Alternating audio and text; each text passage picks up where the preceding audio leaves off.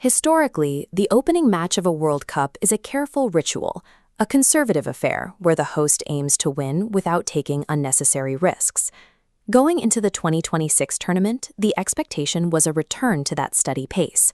The world anticipated a controlled start that would ease the global audience into a month of competition. That expectation lasted less than 90 minutes. The reality of 2026 arrived with a series of historic ejections and a razor-thin digital ruling that immediately changed the stakes of the opening day. The day featured two opening fixtures, Mexico taking on South Africa and South Korea facing Czech Republic. While they played out in vastly different ways, both ended up spiraling into chaos. To understand the strange trajectory of this tournament, we have to look closely at exactly how its opening day rapidly escalated from a standard pair of matches into viral madness. The tournament kicked off at Estadio Azteca, where host nation Mexico immediately established tactical control against South Africa, backed by a massive home field advantage. Inside the first 10 minutes, Julián Quiñones found the back of the net.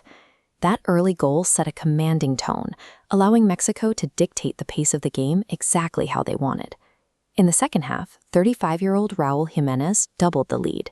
It was an intensely emotional milestone for him, finally scoring on the global stage years after suffering a severe career-threatening injury. Up until the final minutes, this had been a steady, professional display of dominance.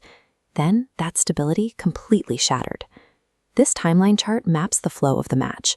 Notice how flat and predictable it remains until the very end, where a total breakdown in discipline results in 3 red cards. South Africa's Swane and Mexico's Montes were sent off late, an incredibly rare concentration of ejections. Those late ejections instantly eclipsed the actual result. Social media feeds filled with clips of the red card madness, turning a routine 2-0 victory into a massive, headline-stealing global talking point. Even where the host nation held all the tactical cards, the immense pressure of the opening day forced a completely unpredictable, systemic collapse. Meanwhile, the second match between South Korea and the Czech Republic operated at a drastically higher intensity right from kickoff. The dynamic shifted violently in the 59th minute when Ladislav Krejci gave the Czechs an unexpected lead.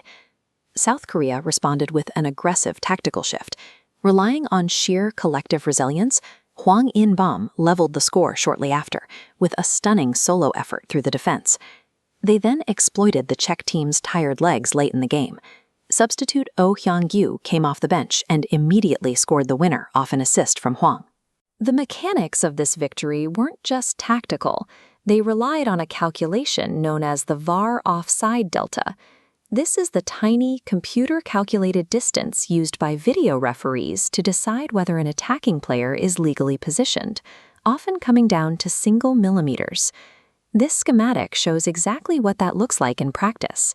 The overlapping lines demonstrate the razor-thin gap between the naked eye and the digital calculation that completely erased a late goal from the Czech Republic. By ruling Souček offside, that single call stopped a Czech victory. The erasure of that goal flipped the momentum entirely in South Korea's favor and drove massive viewership as fans endlessly debated the replay. South Korea's human heroics were essential, but the match is being rewatched now because its outcome was ultimately anchored to an invisible digital boundary. We went into the tournament expecting to see polished, orderly football. But the teams that walked away with 3 points didn't do so by executing perfect strategies. They won because they were able to survive sudden, intense disruptions to the game plan.